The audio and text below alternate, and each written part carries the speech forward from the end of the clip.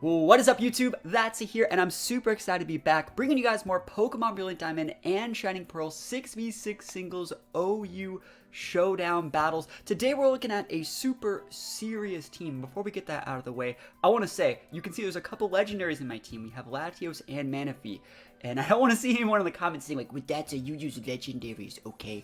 Like, there's nothing wrong with using legendaries or multiple of a same item in a format that allows them. That's totally within the rules. I'm not making this easy. I'm not making this harder. I'm literally just playing the game, trying to show you guys how to play the game correctly at a competitive level. So today's team is going to feature Infernape, and what's really cool about this team and about all the games we're going to be playing is what we're going to be doing is we're going to be leading Infernape every single time. A lot of people ask me a lot of questions saying, like, what's this team's lead? What do I lead with? And normally I say, you should be able to analyze the situation and then lead accordingly to pin what you need to pin to start the game off in an advantageous state.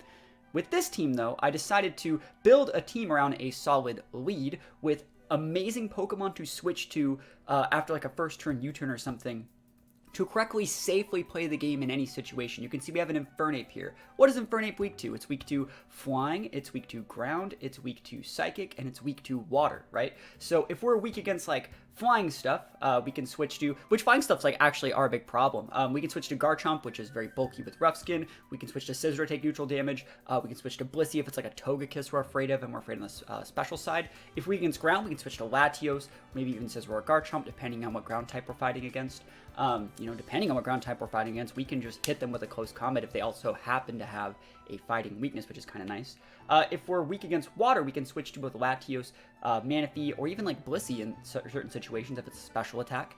And for, Psychic, we can switch to Latios or Scizor or even Blissey again. So this team's made to lead with Infernape every single time and then analyze the position from there. Let's take a look at our defensive typing here, which is basically just what I went over. This team has very, very good defensive typing. Our only weaknesses are things like Ice, which we have 3 resistances to on like Manaphy, Scizor, and Infernape.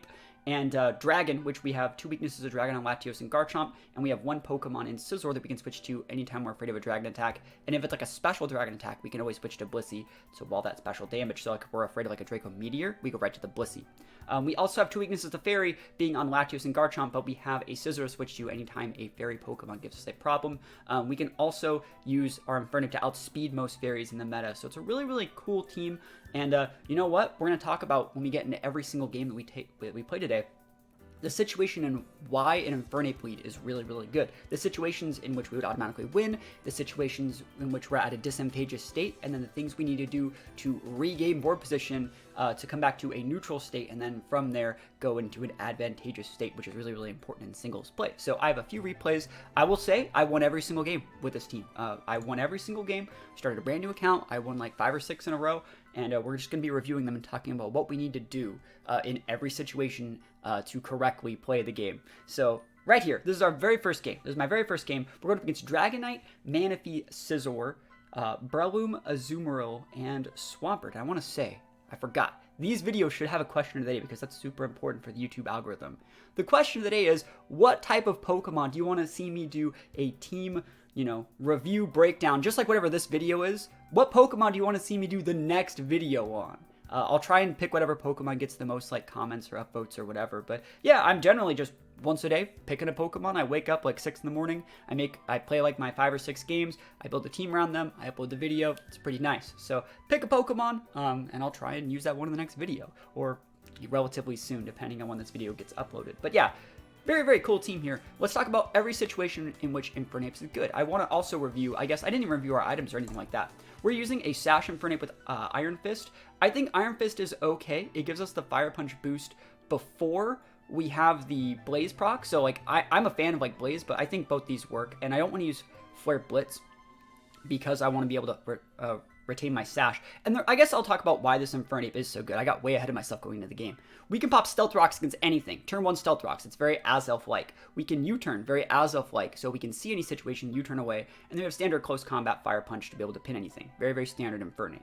We're going to be following it up with a Choice Scarf bulky Garchomp. This is all the speed that you need to be able to outspeed base 130, so I can revenge KO things like Aerodactyl, Jolteon, and stuff like that, and function well above my speed tier while being very, very bulky. And note that I'm putting my points in defense and special defense accordingly, not HP, because Garchomp has a really bloated HP stat, and there's not really a reason to put points in HP, in my opinion. Like, this mitigates damage from Ice Beams, this mitigates damage from Dragon Claws, and stuff like that. They have to use Outrage.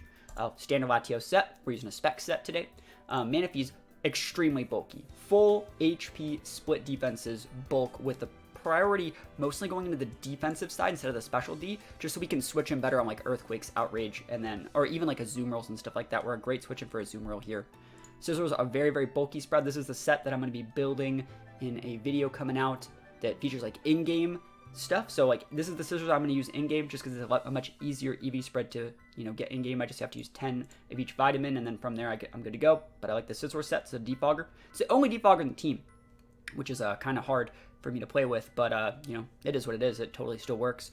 And the last but not least, standard Blissey, Stealth Rock, Thunder Wave, Soft Bullet, Seismic Toss, HP, Special Defense, again, similar to Garchomp. No reason to put points in HP just because it's so bloated, and you don't get the same amount of returns. So it's just better to go like this.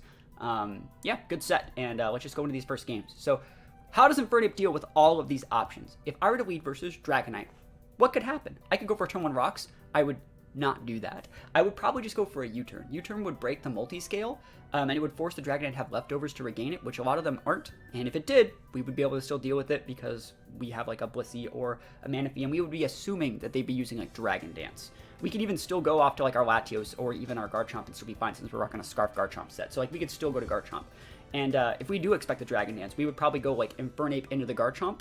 And that's a win-win in my opinion, because if then they decide to hit the Garchomp with like a Dragon Claw or an Outrage, and they did have leftovers to regain their health, they would then take the Rough Skin to break the leftovers again. Then we would be able to send out like Manaphy and be in a good position. So just knowing what we need to do against against Dragonite, that's great. What do we do against Manaphy? I actually think you should just close combat Manaphy.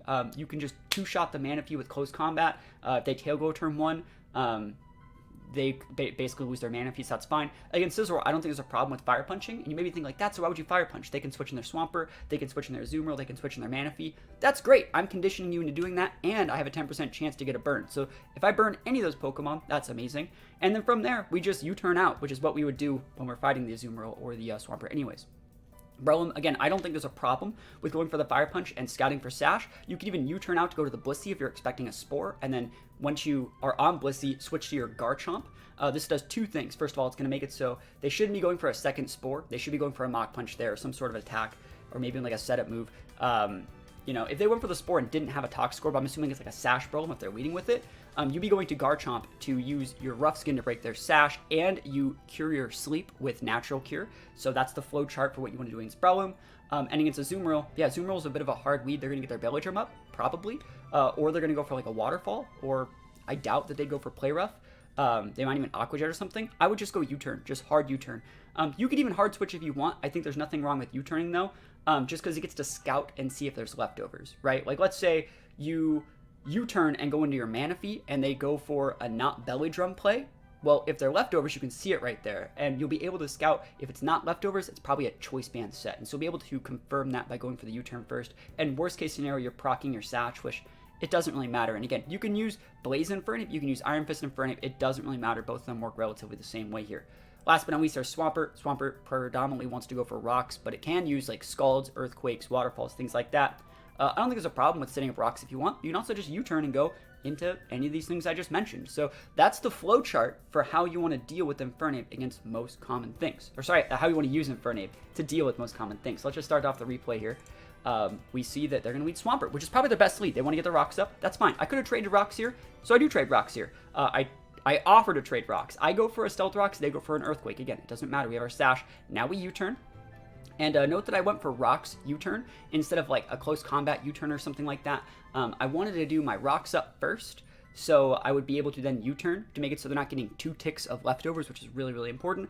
And I don't know if they're going to Rocks this turn. I think Rocks this turn will be a good idea, but I also don't want to get Earthquaked or Waterfalled, so I decided to go to my Latios. And if you look at their team, the only thing they really have that they can switch in on this Latios is the Breloom, right? So I don't really care about that. I'm going for a Spec Psychic. Sorry, not Breloom. I'm getting way too ahead of myself. The only thing they have is Scizor, and I don't care if Scizor switches in. It's very similar to what we talked about in the team preview.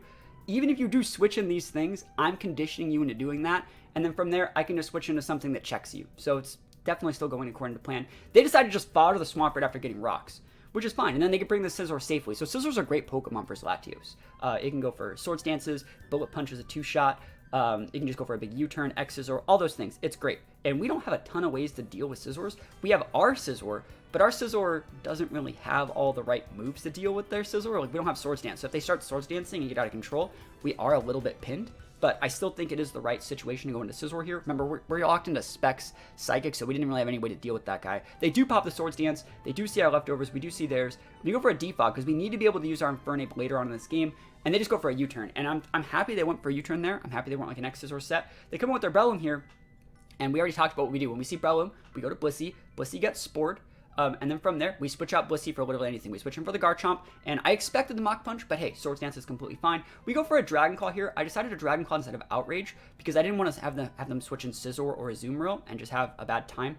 I figured Dragon Claw is fine, and it shouldn't really matter. They go for the Bullet Seed. Outrage wouldn't have KO'd there, by the way, so it didn't really matter. And I'm assuming they're sashed. Oh, actually, is that lefties? Surprising. Anyways, they go for a Mach Punch, it doesn't kill us. We have enough bulk. We go for a Bullet Punch after their Mach Punch to revenge KO them, and we're fine here. They come in with their Manaphy here, and we're gonna allow them to Tail Glow. We're gonna U-turn to do some damage. We come in with our Infernape here, and this is a really important turn. What would you do in this situation? Would you just go for the Close Combat? Would you U-turn again? Close Combat, I will say, will not kill this Manaphy, and if you look at what they have a Scizor, which is relatively healthy, and a Azumarill, which is relatively healthy. They also have a full HP Dragonite, which is known for having multi-scale. So what we're going to do here is, instead of going for damage, we're going to set up, we're going to use Infernape as like a mid-game Stealth Rocker, because remember, we went through all the trouble of defogging, we fodder the Infernape, we scout the Ice Beam, which is pretty fine, and then we note that we're not seeing lefties here, so like I have no clue what their item is. I'm assuming it might actually be like a Citrus or a Wiki Berry, which I don't want to deal with, so I bring out the Latios, and remember last time I used Latios, I locked it into Psychic, because we had to deal with a bunch of these mons that took neutral damage to Psychic, like a Swampert. This time, now that Swampert's gone, I don't need to lock into Psychic. I can lock into moves that's neutral versus all 3. So instead of locking myself into a Dragon attack, I don't need to do that. I can lock myself into an Electric attack like Thunderbolt, because Thunderbolt hits all of these. Now, this whole pin was set up probably about 6 or 7 turns ago. Once I took out that Swampert, I set up this whole scenario of things once that Swampert went down. And yeah, we'll just go for it. We go with the Thunderbolt. Take out the Manaphy, easy peasy lemon squeezy. Now the Manaphy's gone, I don't care about your Scizor. I'm not going to let your Swords Dance. If you want to Bullet Punch or U-turn me, that's fine. Now your Scizor is too weak to do anything. You do go for the Swords Dance, and right here, I know I would lose the Latios, so I do decide to switch to Manaphy. Look at that defensive typing. Look how bulky that Manaphy is. Heavy HP defense. Manaphy doesn't even care. I should have Tail Glowed here, but it's completely my fault. There was no reason to... Actually, let's go back. So, in this situation, right, they go for Bullet Punch on the Manaphy slot, right? And let's talk about exactly what was going through my head here. So, I'm thinking I'd like to get a KO with Surf. That'd be nice, because then Dragonite would come and take Rocks damage, Ice Beam it, Azumarill comes in, I can Tail Go in its face, I don't really care. I always will outspeed, even if I wanted to go Belly Drum, Aqua Jet, I won't KO, and I can just Energy Ball. That's what makes Manaphy so good. It has such good coverage. But in this situation, I was like, all right, they have to U-turn here. They already showed they don't have X's, or otherwise they would have been doing that earlier. So I'm thinking to myself, I have Rocks up. If I go for the Surf here, I will put the Scizor within range to where if they ever bring it back out, it will get KO'd by Rocks. So like Surf was a win-win, but I probably also could have gotten away with using a Tail Glow. And I'd rather would have Surfed here and been at full and just gotten the KO, because again, I knew it was either going to KO or get it low enough to where Rocks would take it out. So that was my thought process there. Again, almost gets the KO. U-turn, but like when they bring it back out, Rocks will finish it off. There's the Azumarill. We're getting a leftovers tick. We're in a pretty good spot here. Tail Glow just in their face because I don't really care. They missed a player, but it's already calced to like not be able to do enough, even from a banded Azumarill. And yeah, we just take that out. So easy peasy lemon squeezy. And I think that's right about, yep, they just scoop it up. So it is what it is. They did miss the player, but like I said, playoffs a 4-co on this Manaphy set, so we were totally fine in that situation. So pretty good game. We led with Infernape, and we had a complete flowchart for like every situation. And this was my very first game with the team. This is all me flowcharting this stuff while building it. So I haven't even gotten super good experience with it yet. I'm gonna get even better as we start looking at more games. So let's take a look at the next game here. The next game is gonna be this one. It's going up against Alakazam, Mamo, Heatran, Feraligatr, T-Tar, and Togekiss. So in every situation, if we lead Infernape and they lead Zam, they do outspeed us, but U-turn does a ton of them. It breaks their sash or just KOs them. After we soak damage, then we can come with literally anything. We can come with Scissor or Bullet Punch. We can come up with a Scarf Chomp. We can come in with Blissey. We can do so many different things. So against Zam, yeah, we lose our sash, but we're fine. Against Mamo, I have absolutely no problem just like close combating the Mamo and just trading with it. It's a win-win for us because if you lose your Mamo, you're not pinning our Latios and our Garchomp, so that's great. Against Heatran, it's close combat, it's fine. Against Feraligatr, I'd think about setting rocks. And then remember, Feraligator's gonna have Sheer Force, so even though it has like Waterfall and stuff, it can't flinch us. So I could probably just go like rocks, soak damage, U-turn out, and then go into something that pins it. Maybe even like Manaphy or something. So I'm gonna get free rocks out of that, and they're gonna lose their Feraligatr, which would be great. Against T-Tar, cool. Just close combat city, that's great. Or I could even U-turn if I don't want to lose my sash to Sandstorm. And against Togekiss, I don't want to get Thunder Wave, so I would probably actually just U-turn straight away to Blissey to scout for Thunder Wave and then set rocks. So it's a really cool way to play, and it shows just how if you build your team correctly, Infernape can deal with almost any situation. So let's start the game off. We see Infernape and we see T-Tar, and we definitely do be taking these. And the reason why we got away with this is because our team has two common leads: Blissey, Scizor, and to like a small extent like Latios. They don't really expect the Infernape, and T-Tar would have been good versus all those, but unfortunately, you know, we led with Infernape, which we were planning on doing no matter what. So Infernape's great here. We can just go for close combat. We don't care if you want to. Actually, I think I just go for a U-turn because like that's such an obvious switch to Togekiss here. So they switch in Togekiss, like we really care. U-turn. We already talked about what we do versus Togekiss. We go right into Blissey. We're scouting for Thunder Waves. In this situation, I could have got my rocks up right now, but Togekisses are known for having Defog. And so I wanted to get my Thunder Wave up, so then they might be able to be fully paralyzed and then like freak out a little bit if they can't defog after I get my rocks up, and then maybe they force switch away to something else and I get like a free Seismic Toss and like a Zam or a Mamo to break sash. So that was my plan here. So I decided to go for, like I said, Thunder Wave first, and then just go right into the Mamo to play around the Thunder Wave, which is fine. That's a good play. There's nothing wrong with that at all. So Mamo comes in. Mamo's in a great spot. They can do whatever they want here. I go to Scizor expecting Rocks or Earthquake. They go for an Avalanche, which is cool because they probably thought I was going to go to Latios, and they just want to use an Ice Attack to pin the Latios on the switch in, which I didn't fall for. Scizor's a great switch win versus Mamo, and we're in a great spot here. I do expect the Heatran to come in here, so they go to the Heatran, obviously, and we just U-turn. The reason why we're U-turning against Mamo is because more often than not, Mamos are sashed anyways, so you're going to need to double tap that thing at some point, so U-turn's just a safe play. Scizor could soak like an EQ, it could soak Rocks, then U-turn into something like Manaphy to pin it, so we would have been in a great spot. Speaking about Manaphy, we U-turned there, we bring in our Manaphy right here, and now we're just in a wonderful spot. Like, we don't really care about your Heatran here, Chief, and I probably did need this Tail Glow. It's going to give us a +3, right? So it's a huge boost. They hit us with the Magma Storm, which is hilarious. And at this point, Surf's up, Heatran's down. Now that the Heatran's down, it's going to be a lot easier to use our Scizor. Now they come with the Zam, and they go for an Energy Ball, and that's a big Zam. Like, Zam is so strong. And it is Sash, so it's probably like a modest Sash Zam, which nothing wrong with that. It's a cool mon. I'm gonna decide to save the Manaphy though. It's a great mon to save. We know that they're going for like an Energy Ball or Psychic again. Scizor's a great mon to bring out here. Remember, the Heatran's down, so like we can do whatever we want. We go for the BP. They switch Feraligatr. We already talked about what we do versus Feraligatr. There's not much that they can really do. We allow them to Dragon Dance. Go for the U-turn. I think we bring in the Infernape here. And there's not that much they can realistically do. Like, they can't flinch us with Waterfall because they have Sheer Force, and we can just reply back with close combat, take it out. So Infernape's definitely putting in work. It was a solid lead. It was a solid Sash mon to use mid-game. I switch out here because it's obviously they're going to use Ice Shard. We already set up this little pin where every single time we bring out Scizor versus Mamo, we're in an advantageous position. We're just going to go for the Bullet Punch this time because we're at the point where we can start being a big bully versus things like the Mamo, versus the Togekiss, versus the Zam. They're running out of options to deal with Scizor now that they don't have Heatran, versus last time they had Heatran. Now they don't have it anymore. We just take a big win with Scizor. So again, these games aren't even like super interesting. It's just a really good example of like good defensive play and recreating the same pins over and over again. But that was the second game I ever played with the team. Let's go to this one. We see another Zam Blissey, Magnezone, Nidoking, what is that? Tangrowth and Azumarill.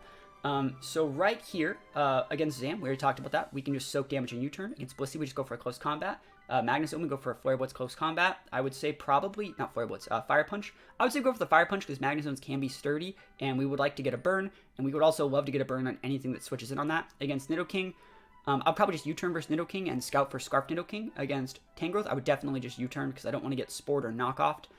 Or any other weird thing. Tangrowth is good, and even though we have an Infernape, it's still going to be a hard Pokemon to beat. And against Azumarill, I would just go for a U-turn. We already talked about that. We're scouting for leftovers. If we let them get the Belly Drum up, that's fine, because we can just go into Manaphy or even Latios and just go for like a Specs Thunderbolt. The fact that Latios and Manaphy both resist Azumarill's Aqua Jet is huge. So, start it up. And we see Infernape versus Blissey. Look at this lead. It's absolutely amazing. Like, I don't care what you go into. I am going to have to use close combat, but I'm going to scout for your lefties. So do I see lefties on your Azumarill? Survey says I don't, right? So in this situation, I can do so many different things. I could U-turn. I don't need a close combat. I don't remember if I rocks here. That's such a greedy rocks. Yeah, I just go right to the Manaphy. And they go for a player if they expected Latios switch in. And you see, so right there, you can see that Azumarill did 60%. It did 60% with player. Remember, that's supposed to be like a 3 or 4 shot. That means it's a full attack, huge power choice band set. So it's choice band, right? So I don't have to worry about Belly Drum. So right now, I don't really care what happens with Manaphy because Manaphy was just there to check Azumarill. It sucks I'm not going to be able to keep it, but Manaphy's not even that great versus things like Tangrowth. So I'm just going to go for an energy ball, get that guy low enough to where I can basically KO it with a couple priority moves or like Stealth Rocks damage over the course of the game. We come with the Latios here. They go to the Blissey, and I just wanted to get the Azumarill off the board. That's fine. And I wanted to see how much damage we did to the Blissey again. I wanted to scout for leftovers, force them to respect my opinion, start conditioning. We know they're going to rocks. This was a greedy switch in. They should have just Thunder Waved if they had it. But I knew they wanted to go for rocks because they're starting to become just a little bit behind. And I knew I could get a free switch in with my Infernape. But again, this was a little bit of a greedy play because I hadn't conditioned them well enough to respect my options. Normally you wouldn't be going for this if you were, playing the game correctly, but this is one of those situations where I was like, I'm just going to go for it, and, this was very, very greedy. It's anticipation as opposed to, like, conditioning and forcing your opponent to respect your options. There was absolutely no forcing of Stealth Rocks there. They should have Thunder Waved. But anyways, like, maybe they thought it would switch in Garchomp, but, like, no, they still should have Thunder Waved. Because you can do whatever against Garchomp. You switch right into the Tangrowth. So, like, they had great position to Thunder Wave there. They didn't. And so I knew I could get away with it, so I did. So they go into the No King here to block the close combat. That's fine. Again, I'm scouting for Black Sludge. You got Black Sludge. You don't have Black Sludge. So that means I should be a little bit more afraid of you. Unfortunately, I don't get the KO there, even with the Iron Fist Fire Punch, but that's fine. And we just stay Fire Punching. This is still a good position for us. And this is a weird looking play. We're U-turning while rocks are up, but we just want to go in and go into the Scizor. And if you're wondering why I didn't ever set my own Stealth Rocks, it's because I planned on defogging first and then reapplying rocks. So I know your Magnezone's going to come in. I do not really care. And right here, you're going to see them Flash Cannon, which is kind of funny. They expected my Scizor to be faster than their Magnezone. So they thought I'd be able to U-turn, bring in my Garchomp, then they'd Flash Cannon the Garchomp. But that's not how this worked. So I soak damage, I U-turn, and then now I can come with Infernape and get my same repin. This is a big pin here. They go to the Tangrowth here, and now I set my rocks. Now we start going for the rocks. We just U-turn again. You see we're in a really, really good situation here. You go for a knockoff, because knockoff would have been great, being able to KO Infernape or being able to hit anything I U-turn to. Unfortunately for him, we already had Scizor's item gone. So we're in a great spot here. We're in an absolutely amazing spot. You can come with your Blissey all you want. Scizor doesn't really care. We're at full health now, which means we can be great switch-ins versus a lot of Mons. I'm going to go for a Bullet Punch just because I want to see if they do have Thunder Wave, which they do, again. And actually, I wanted to get paralyzed, so now when I U-turn, I don't have to worry about U-turning in and bringing something out and getting Thunder Waved. So it's a really, really good play, us playing patiently in that situation, and we should be forcing a soft boiled relatively soon anyways. So they go for rocks. That's unfortunate. I really thought they were going to go for soft boiled instead of that. So we bring in our Garchomp here, and this is where, in this game, you're going to see me use Iron Head on Garchomp.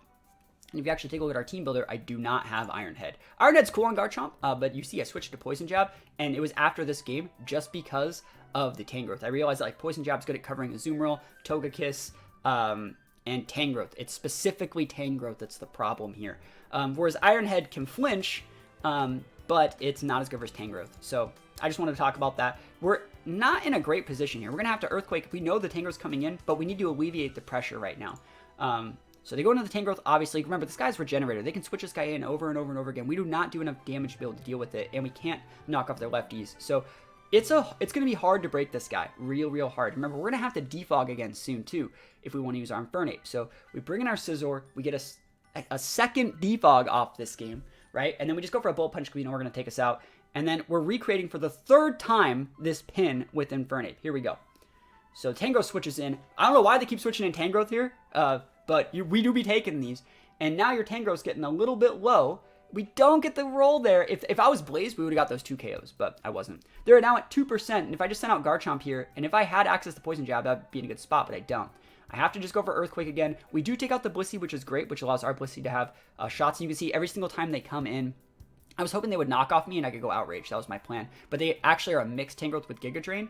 and you can see it's just restoring way too much health. I have to switch. They knock off on my switch. They read that, right? They didn't even go for a second Giga, so they anticipated that. Now my Latios doesn't have enough damage to break the Tangrowth, and I miss a Draco Meteor. Literally never lucky. You have to come in with the Blissey. They go for a Flash Cannon. We don't really care here, but we're still in an okay position because we're going to get rocks up soon. So there's our rocks right there. And remember, they don't have ways to get rid of rocks anymore. So now this whole switching thing with the generator, you're eventually going to find that it's not going to be as beneficial as, you know, the Tangrowth player is going to like. I don't have the mons to break the Tangrowth anymore, but the Tangrowth also can't break me because it's not running like a Leech Seed set. So I just go for a soft blow on the switch, and they hit me with a Focus Blast. They get a special defense drop, and I'm like, ow. I go for the Thunder Wave to allow my Latios to outspeed this Alakazam, which is pretty important. But yeah, and I get hit with a second Focus Blast, and then I switch to my Garchomp, and I get hit with a third Focus Blast, and I'm like, you could stop doing that anytime. I go for an Iron Head, I get the flinch. Yo, I shouldn't have taken Iron Head off after this game, because it won me the game, because I got that big flinch there. But in reality, like, yo, you just hit me with 3 Focus Blasts, and it got a Spadef drop, which forced me to switch. It was terrible. You have to bring in your Zoomer, you take Rocks damage, you take Rough Skin damage, and just like that, your huge advantage is really starting to go down, because at this point, you do not have the Monster Break of Blissey. Like, you really just don't. At this point, we'd be able to basically PP stall out this Tangrowth for the most part. And it's also paralyzed, so like eventually it's going to get low enough to where like we just come with the Latios and drop like a Draco on it when it's at like 50%, and if you basically disable it from using its regenerative ability, like once I take out this Magnezone, it's basically just game over, and you can't keep switching between the two because Magnezone takes Stealth Rocks damage. So we were able to pull out the win there, but it was hard. It was very, very hard. So after this game, I realized, like, if I just had Poison Jab on Garchomp and caught that Tangrowth on, like, 2 switches, we would have won. So I decided to switch out the Iron Head for Poison Jab, and shoutouts to Iron Head for giving me that 1 flinch, but I think Poison Jab is just still better. Anyways, this game right here, we see Skarmory, Lucario, Weavile, Nidoking, Latios, Starmie. Very, very aggressive speed tiers. Let's talk about what we do with Infernape against all of them. Against Skarmory, we can trade rocks. I can just go for Fire Punches. That's great. Got no problem there. That's cool. Against Lucario, I can use Close Combat or Fire Punch. I'd probably go with the Fire Punch because Fire Punch can clock Sash and burn. So I'd probably go with the Fire Punch there. Against Weavile, I'd probably just go for the Fire Punch. Same reason. If they have Sash, that's fine. If they want to go for Fake Out and break my Sash, I don't really care. Against the Nidoking, I'd probably just U-turn out, scout for Scarf Nidoking. If we can confirm Scarf Nidoking, we can abuse that with things like Scizor, Manaphy, and Blissey later. Against Latios, I would definitely just U-turn out. I'd soak whatever it threw at me, do a ton of damage back to it, and then bring out something like Scizor to repin. And against Starmie, I wouldn't even U-turn. I would just hard switch to Blissey because I don't really need to respect Starmie, and it's not worth my Sash just to do like 40% to a Starmie. Versus it is on a Latios because Latios's health is a lot more important than Starmie's because Starmie can recover. So we do see the Skarmory, and so this is great.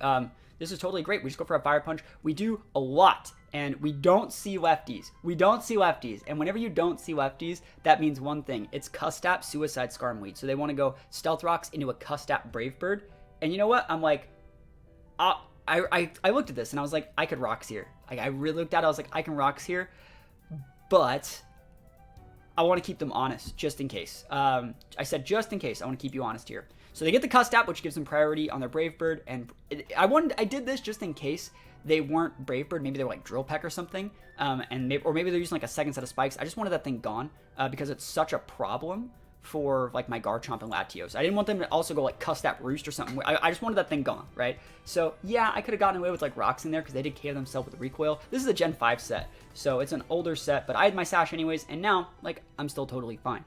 So U-turn. Also, I U-turned. U-turn's fine there too. Like I said, I expected something. I expected them to do like some. I knew the Custap was there. I guess I must have thought they were going for Starmie. But either way, I should have Stealth Roxed. Hindsight 2020. They're bringing the Lucario, and that tells me one thing: they have E-Speed. So even though they do have Rocks up, we're gonna switch away. We switch away to Scizor because we want to Defog, and I don't really care if they Swords Dance. I'm hoping they don't. They go for the E-Speed, and we see Life Orb. Right? Life Orb Lucario is a little bit of a problem, but it's not something we can't deal with. They switch up for the Nidoking. We go for our Defog, and I am afraid of Nidoking using like Flamethrower and stuff like that. So I'm just going to go to Blissey. Nidoking's usually built as a special attacker. There's the Flamethrower, so we don't really have to care here. We can also then set our own rocks. We soak a Toxic, but remember, we're using Natural Cure, so we don't really have to care about that. So yeah, great play from here. And they should be switching this Nidoking out soon. But they didn't. They actually just went for a Sludge Wave against our Blissey, never lucky. We are able to bring in Latios, we soak a bunch of damage, and then we just get a KO Nidoking. That's great. Now we can use our Thunder Waves. And we see the Starmie. We know that we don't outspeed Starmie. We have to go into Scizor. They Rapid Spin our rocks away. We see Life Orb damage here as well. And so I'm like, all right, I can eat like a Life Orb big water attack if I have to. Life Orb Hydro does not KO our Scizor because we're dummy thick. Now we KO their Starmie. They're really running out of options to deal with Infernape, so we bring it back out. Now, I want to talk about this.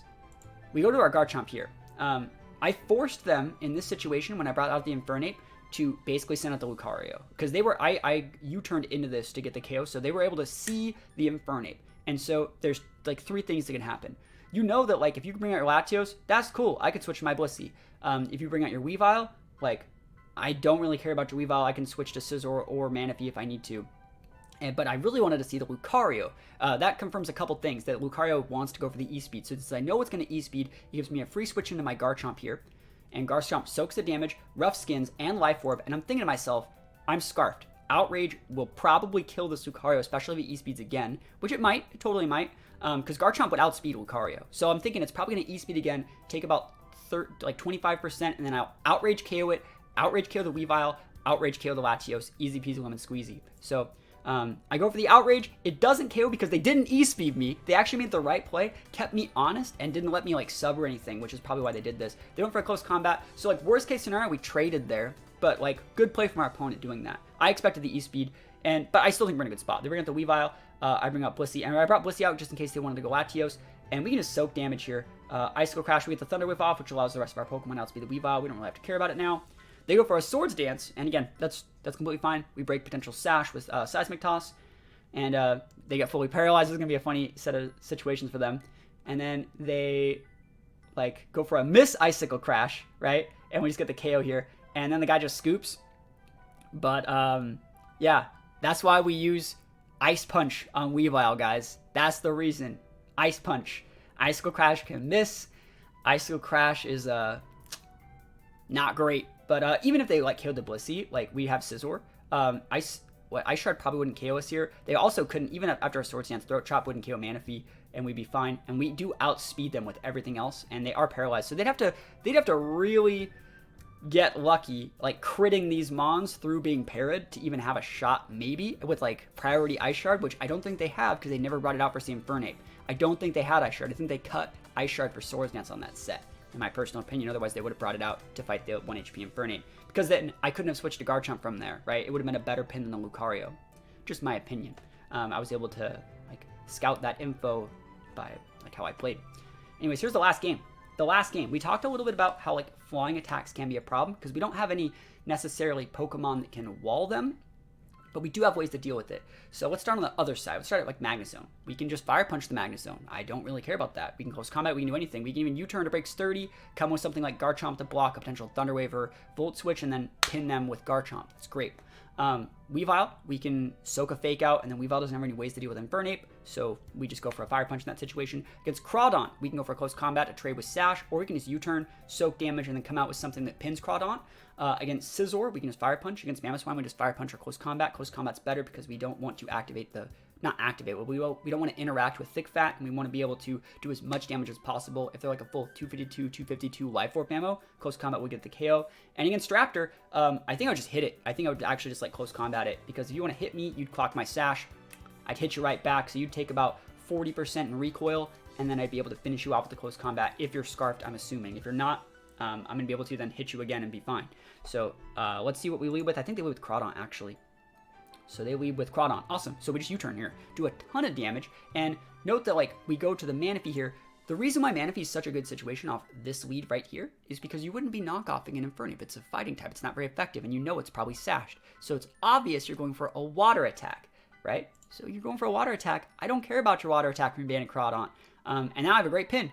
He's not going to let me sit up, and which is right. You should be staying in and following that. I earned that pin of taking out your Crawdaunt there. Now we see this Raptor. I don't want to deal with that. I go to Blissey. Look at this. Look at this recoil. Oh, man. That's a lot of recoil. And that's completely fine. We don't need Blissey for this matchup. They're all physical, right? Other than the Magnezone. So we do not need Blissey at all. So I just fodder it to do a ton of damage there and then get a free pin with my Scizor.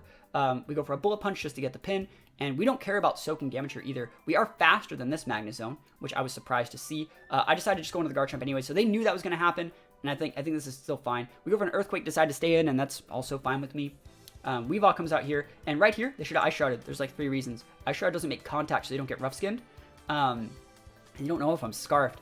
But we're just going to stay in. I don't want to let them Swords Dance, and I want to be able to punish, and I'm El Scarfo, so like I do outspeed you. So Sasha's up, Throat Chop, because they expect me to switch to like something else, like Manaphy probably, and they just get taken out by Rough Skin. We take those. There's the Mamo, there's the Infernape. Now, both of our mons died at the same time, so this is where I resend out Infernape, because again, it's such a good weave with such good defensive pivots that we still have left. It would have been good fire punching there, close combating here, close combating / fire punching in Straptor would have been great. So yeah, I don't really care. I go for the close combat. It almost gets the KO, almost, never lucky. And then they EQ clock my Sash, but again, we do see the big life orb, so that's totally fine. I think they come in with Scizor here now, and at this point, I think we just stay in because we don't want them to Swords Dance. It'd be getting a little bit dicey, and I don't care if they Bullet Punch because then we get a free switch into our Manaphy. So they go for the Bullet Punch, we kept them honest, we decided to go for the Fire Punch in that situation. Now we just bring in Manaphy, I don't care about your Scizor, we can Tail Glow in your face, I don't care about your U-turn. This Manaphy is just way too bulky. And at this point, there's nothing you can do.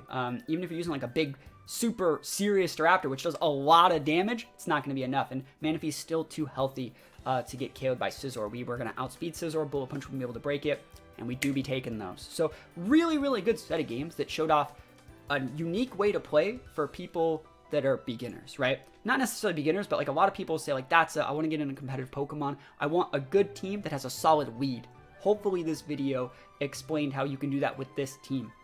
I post all these teams well in advance on my Patreon. So if you guys want to see these teams like a week in advance before they come to YouTube with their full pace as well as like a write-up for them, you guys can check out the Patreon. There's links to that in the description of this video. That way you guys can get head start on using these teams on the ladder before the mass amount of people just come in and copy them from YouTube. But yeah, I really do think that this is a really, really good team for beginners and people that want to get their toes wet in playing like BDSP OU, because I think it's a really, really fun format, and I do think that this team is absolutely amazing. It only has 1 defogger. I might change a couple things in the future, but I decided I wanted to make a really good OU team at least once, just to show you guys that it's totally possible. Like I said, I won every single game with this team. It's very, very good. But other than that, thank you guys so much for watching. Don't forget to answer the question of the day, letting me know what Pokemon you want to see me use in the next video. Other than that, thank you so much for watching again. Peace out, and I'll see you guys next time.